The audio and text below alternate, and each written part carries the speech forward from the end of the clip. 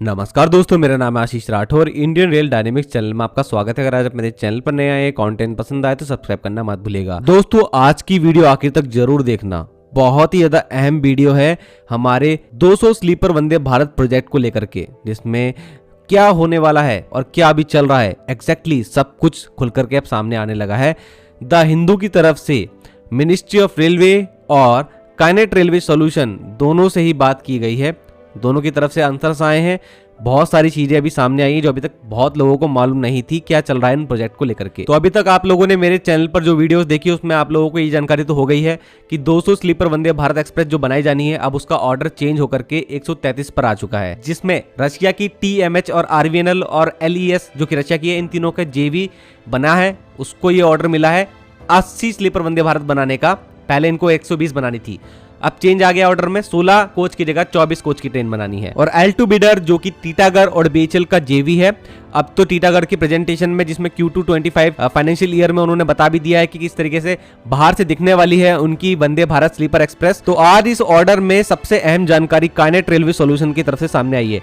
ये वह कंपनी है जिसका गठन किया गया है हमारी TMH जो कि रशिया की कंपनी है, RVNL और LES से मिलाकर के जो JV बना है, ये कंपनी का गठन हुआ है। और ये कंपनी महाराष्ट्र के Latur Marathwada rail coach factory को मॉडर्न करके वहां पर यहाँ प्रोडक्शन शुरू करने वाली थी इस साल के अंत में। लेकिन अभी तक बहुत सारी चीजें ऐसी हुई कि अभी तक काम शुरू नहीं हुआ। अब जानते हैं क्या हुआ।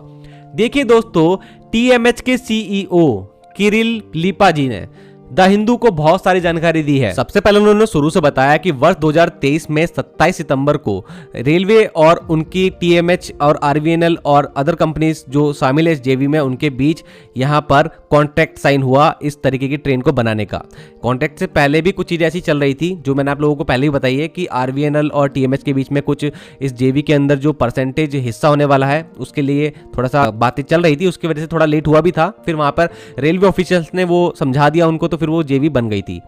बाकी उसके बाद की बात यही है कि जब कॉन्ट्रैक्ट साइन हो गया तो अब 2024 में क्या हो रहा था। सबसे पहली बात उन्होंने बताया कि काइनेट ने सबमिट किया पहला डिजाइन प्रोटोटाइप का कैसा होने वाला है मई 2024 में, और दिसंबर 2023 में मैंने आप लोगों को फोटोज भी दिखा दी थी जो लीक हुई थी प्रोटोटाइप की कि किस तरीके का प्रोटोटाइप होने वाला है। फिर बाद में काइनेट ने ये सब दिखाना भी शुरू कर दिया था अपनी वेबसाइट पर। अब मई 2024 में रेलवे के पास था प्रोटोटाइप का डिजाइन।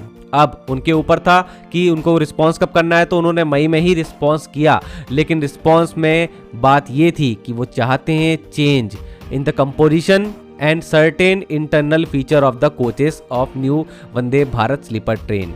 तो इसका मतलब कोचों की संख्या बढ़ने की बात मई 2024 में की गई और 16 की जगह 24 कोच की मांग की गई, और अंदर इंटरनल फीचर्स में भी कुछ चेंजेस करने की मांग की गई है। जो भी सब चेंजेस है उसके बारे में आपको आगे बताने वाला वीडियो में, इससे पहले आप जान लीजिए जब यहाँ पर रेलवे ने चेंजेस की मांग करी है तो फिर मई के महीने में ही इन्होंने भी अपनी तरफ से टेक्नो कमर्शियल ऑफर सेंड कर दिया भारतीय रेलवे को। अभी तक उसके आंसर का इंतजार कर रहे हैं यहाँ पर TMH, RVNL, JV, Kinet railway solution. और जब तक ये चेंजेस की मांग नहीं की गई थी ना दोस्तों, तो यहाँ पर एक बात और सामने आ गई कि before the change of scope notice जब आया रेलवे की तरफ से, उससे पहले शेड्यूल था कि 2025 के एंड तक 2 प्रोटोटाइप काइनेट रेलवे सॉल्यूशन भारतीय रेलवे को प्रोवाइड कर चुका होगा, और जिसका प्रोडक्शन 2026 में शुरू हो चुका होगा और मेंटेनेंस का काम भी 2026 में शुरू हो चुका होगा। तो ये शेड्यूल था। लेकिन अब लिपा जी जो कि CEO हैं TMH के, उनका कहना है कि अभी जब तक उनके पास पूरी तरीके से टेक्निकल डिजाइन मौजूद नहीं होगा तब तक वो काम शुरू नहीं कर सकते और टेक्निकल डिजाइन नया बनेगा। उन्होंने कहा ऐसा क्यों है, क्योंकि अब जान लीजिए चेंजेस की मांग क्या क्या की गई है। देखिए, भारतीय रेलवे ने मांग की है कि पर कोच जो 3 लेबोरेटरी होने वाले थे, शौचालय होने वाले थे, अब उनकी जगह 4 कर दिया जाए दोबारा से। मतलब कि भारतीय रेलवे ने अपना वो प्लान मुझे लगता है अब कैंसिल कर दिया है कि वो चाहते थे कि पर कोच एक अलग से पेंट्री हो और एक शौचालय को कम कर दिया जाए तो वहां पर पेंट्री का स्पेस बन जाएगा। लेकिन अब वो चाहते हैं कि 3 की जगह दोबारा से 4 ही यहाँ पर शौचालय बना दिए जाएं पर कोच। अगली बात, जो पेंट्री का जिक्र नहीं था, डेडिकेटेड एक पेंट्री का कोच होगा इस ट्रेन में, अब उसका जिक्र भी हो गया है। अब चाहिए भारतीय रेलवे को दोबारा से एक पेंट्री जो कि हमारी नॉर्मल राजधानी ट्रेनों में आज होती है, वैसा ही पेंट्री कार लगेगा, एक अलग से कोच। तो ये भी एक डेडिकेटेड पेंट्री अब डिजाइन करना पड़ेगी। नई ट्रेन के एंड में लगेज जोन भी चाहिए। मतलब कि एक लगेज कोच जो होता था हमारी आज की ट्रेनों में, राजधानी में भी होता है जो, वैसा ही एक लगेज कोच भी अब चाहिए ट्रेन के एंड में, और हर ट्रेन में ये होगा। इन चेंजेस से एक तो भारतीय रेलवे की मानसिकता यहाँ पे दोस्तों मुझे समझ में आती है कि राजधानी एक्सप्रेस जैसा ही कहीं ना कहीं पूरी तरीके से बनाना चाहते हैं। कंपोजिशन जैसा हमारी अभी की ट्रेन का है वैसा ही रखा जाएगा। अब हमारी पेंट्री की भी एंट्री हो चुकी है, और यहाँ पर लगेज जो हमारी कार आखिरी में लगती है ट्रेन में, वो भी एंट्री उसकी भी हो चुकी है।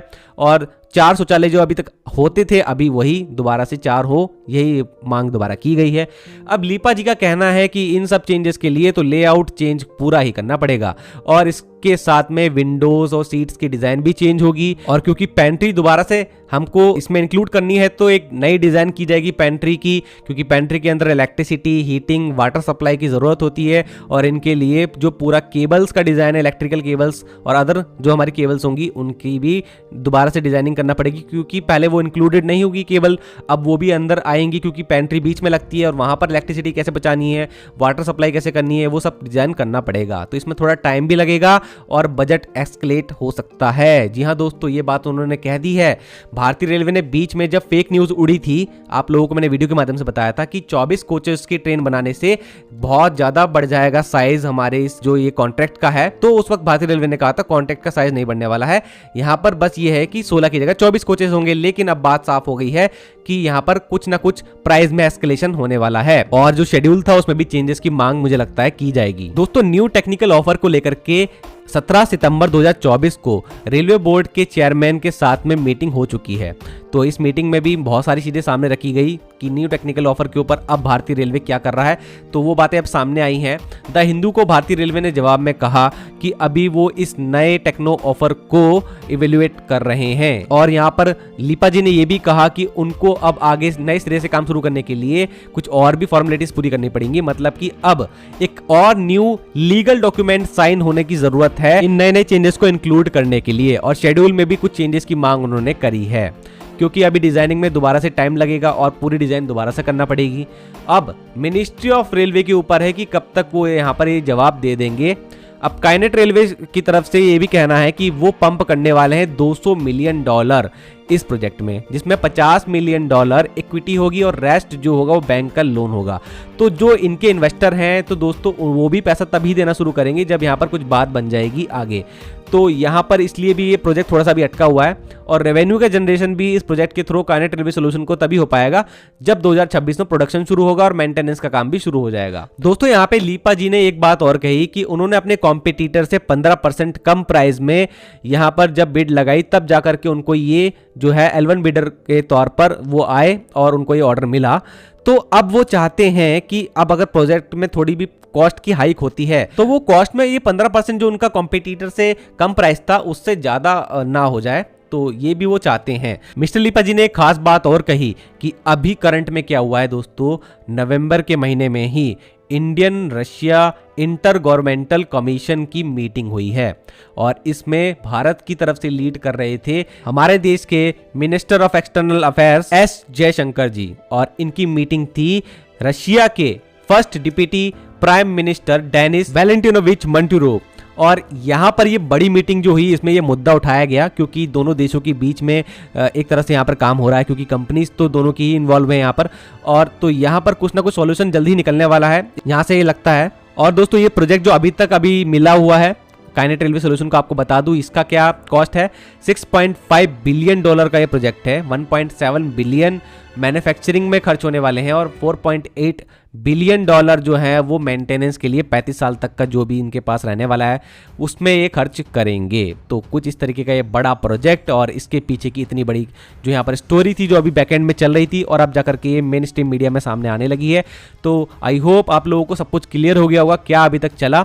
यहाँ पर मैं एक बात और कहना चाहूँगा दोस्तों कि भारतीय रेलवे अभी भी थोड़ा सा टेंडर निकालने में जो है वो मैच्योरिटी नहीं दिखा रहा है। हो सकता है इसमें ऑफिशियल्स जो इन्वॉल्व हैं भारतीय रेलवे के वो उतना ज़्यादा सही नहीं है इसके लिए, मेरा ये कहना है। और क्योंकि यहाँ पर हमने देखा एल्यूमिनियम वंदे भारत के जो टेंडर निकले तो उसमें भी कुछ कमियां सामने आई, जब भी एल्स्टॉम के साथ बात नहीं बन पाई। काम थोड़ा और जल्दी आज के टाइम पे होना चाहिए। सरकार मुझे लगता है कि इन्वेस्टमेंट करने के लिए बहुत ज़्यादा इंटरेस्टेड है, लेकिन मुझे लगता है कि कहीं ना कहीं हमारे जो ऑफिशियल्स हैं ना जो बैठे हुए हैं वो इन कॉन्ट्रैक्ट्स को साइन कराने में कहीं ना कहीं दिक्कत कर रहे हैं। और क्योंकि पहले से तैयारी होनी चाहिए कि हम लोगों को किस तरीके की ट्रेन चाहिए। बाद में आप चेंजेस कराते हैं, काफी ज्यादा टाइम भी लगता है और पैसा भी बढ़ता है और पैसा खराब भी होता है। तो ये सब चीजें नहीं होनी चाहिए भविष्य में। आई होप रेलवे इस चीज को समझेगा। पहले यहाँ पर कहीं ना कहीं फीडबैक मिल रहा होगा ऑफिशियल्स, और आगे अच्छे से काम करें, यही मैं चाहूँगा। इस बीच जो भी जानकारी मुझे इस प्रोजेक्ट की मिलती है मेरे चैनल पर आप लोगों को सबसे पहले देने की कोशिश करूंगा। चैनल अभी तक सब्सक्राइब नहीं किया तो कर दीजिएगा, दोस्तों के साथ शेयर करना मत भूलिएगा। आज के लिए इतना ही। वंदे मातरम, भारत माता की जय।